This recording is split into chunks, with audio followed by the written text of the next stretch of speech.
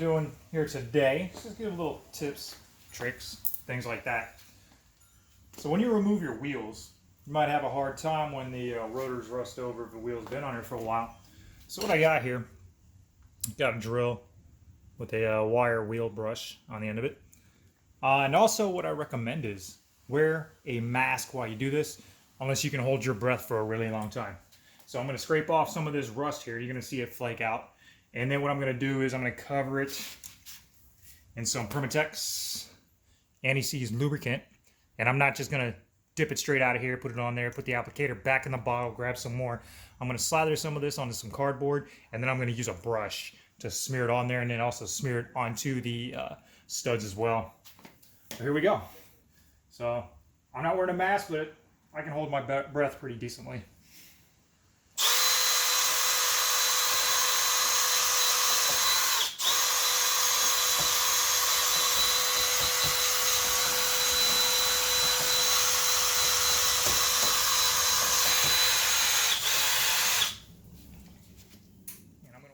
Next thing I'm gonna do here, use some brake parts cleaner. Kind of spray down that area where I went over with that wire wheel brush. Just kind of kill some of that, get that stuff off of there, some of that dust. Be sure to have something underneath to catch it. Got here just a little cardboard box. I mean, it's gonna soak most of it up anyway. Plus brake parts cleaner, it evaporates. Okay, got the Permatex smeared onto some cardboard because I don't want to use the applicator, wipe it all over the rotor, and then stick it back into the same bottle and then contaminate the rest of this. So just a little hobby brush here. So get some of that. Just gonna smear it all around this surface here, so that way next time you go to take your rim off, you won't have that problem. Especially with aluminum and these metal studs and these steel rotors, they can tend to bind, stick, it'd be a little pain to get off, especially if you over torque the lug nuts. That can be a problem too. So just go over the whole thing. Don't forget to do the lug nuts and that rotor as well. Okay, I said lug nuts. What I meant to say, all these studs right there. So smear some on there. Not too much, just put a light glaze on it. Just make it look nice, make it look pretty. Yeah, I got the whole thing covered. So nice light glaze. You want to go too overboard, just get a thin layer on there, and I'm going to put this rim on. And then I'm going to show you a few of the tools that I just picked up. I ended up picking up a torque wrench from Sears, and then the Milwaukee 3/8 impact stubby that I got. It's a wonderful tool. And I went and picked up some impact sockets from Sears as well. They had kind of a skip size set, but it had most of the ones that you would normally use. And I'm not going to really use them for like impact use. It's just they'd be great for my breaker bar and for the torque wrench. So that's mostly why I got those, because it's 12 bucks. Yeah, here we go. So for the Corvette, it's going to be 19 millimeter, mostly 19 millimeter. Most cars when it comes to the lug nuts. So this thing has 3 settings. You got 1, low power, medium power, high power. Then you got this rotation right here. This thing's great. So it actually stops when it feels pressure as to not over torque it. And then that'll be the part where I step in with the torque wrench. And then I'll get these torqued down. So it stops automatically. I'll hold on to the trigger. Once it feels resistance, it automatically stops. You see my finger is still on the trigger. I'll pull it again. And it stops on its own. So this thing is definitely worth the money.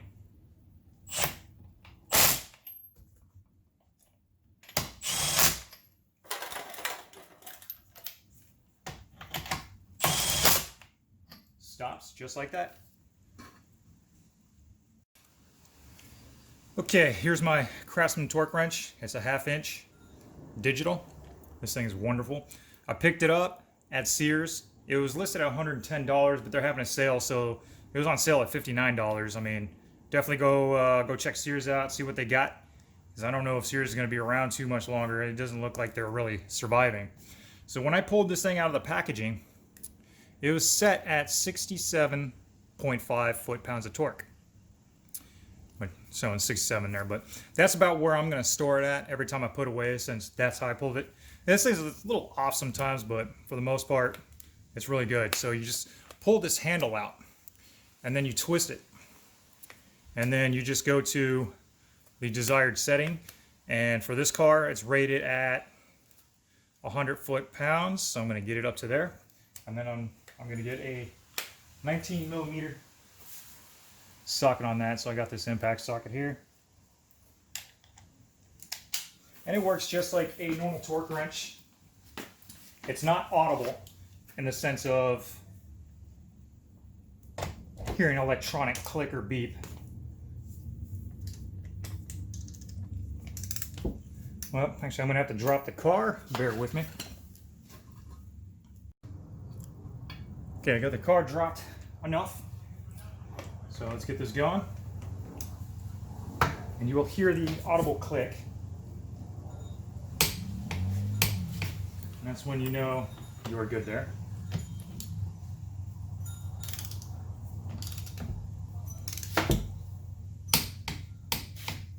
All right.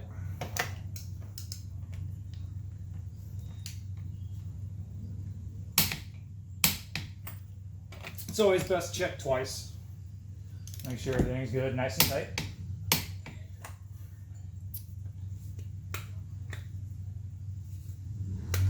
And when it comes to the lock nut, I really don't torque it down all that much. Just don't want to overdo that. So I got some anti-seize on my hand, that's great. Lock nut, you have to get that thing pretty precise. So I'm just going to tighten this down by feel, not over torque it too much. Plus it's a lock nut, you don't want to strip anything. Feels about good. One tool that I picked up a while back, or a light, Hyper Tough, Walmart brand. This was about around $30 or so. 2500 lumens LED, and this thing for an LED gets freaking hot. Let's turn this thing on. I'll shine it at the wall here. This thing is stupid bright. I accidentally look into it, you're gonna see trails for a while. What I'm gonna do, turn off this garage light real quick. I'm gonna shut this off. See the wall over there? All right, it's totally off, dark in here. Turn that back on. I mean, this thing is just stupid bright. It's great for get up under vehicles. I mean, you can see everything. It illuminates really well. So I was actually very surprised and happy with this purchase. I was kind of skeptical. I'm like, I don't know, it's Walmart brand. But I've said in my previous videos, I have yet to have any problem with any Hyper Tough product that I have purchased thus far. All right, here's the other items that I purchased. This socket set. So this was like 12 bucks plus some tax. 10 piece. There's the sizes 10, 12, 13, 14, 15, 17, 19, 21, 22, 24. You see that it does skip. There's no 11, there's no 16, there's no 20. That's fine. I guess some of those you wouldn't come across anyway. I bought this mostly for the torque wrench and my 1/2-inch breaker bar for things like lug nuts. So it's going to be good enough. And what I purchased here is because I'm going to be doing my friend's brakes in Acura TL, and it has those rotating pistons in the rear. Those things are a pain in the ass, and just instead of like getting a C-clamp or your basic compressor to push those pistons back into the caliper. So that's just a real pain in the ass. And then here we go with the torque wrench once again. This torque wrench goes from 25 to 50 or 250 foot-pounds, 25 to 250 foot-pounds. And I'm gonna dial this back to 67 the way it was. And it says to have it on a load of about 25% of the max if you're going to store it. So that way it stays calibrated better.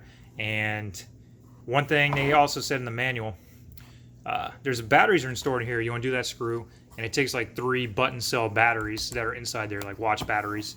So if you're gonna store it for long extended time, take those out, probably just so they don't corrode in there. And also, a little trick for this, it is really hard to get this out of that case. And I'm going to show you the backside little model number. So that model number is 13919. Digital click torque wrench. A little bit of information there. Craftsman 90-day fully warranty from any defects, things like that. So I've had a hard time trying to get these things out. Like, you really can't get your fingers in there to try to yank this out. So what I did was, like, I was taking a rag, laying a rag across of it. Try not to cover that midsection or the end where the head will nestle into that little area.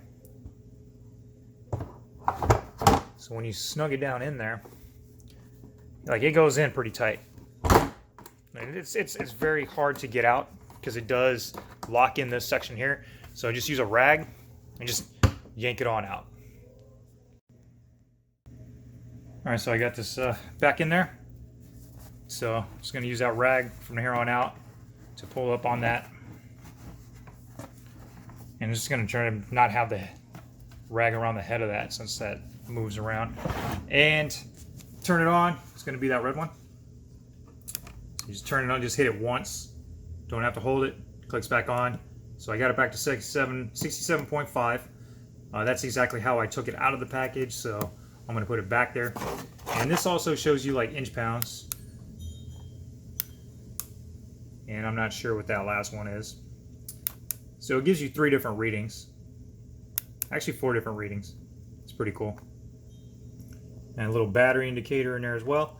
And to turn it off, just hold that button until it goes off on its own. So that's it.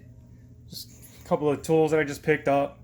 Little tips on what to do with the brake rotors so that way your rims don't stick for the next time you go to take your rims off.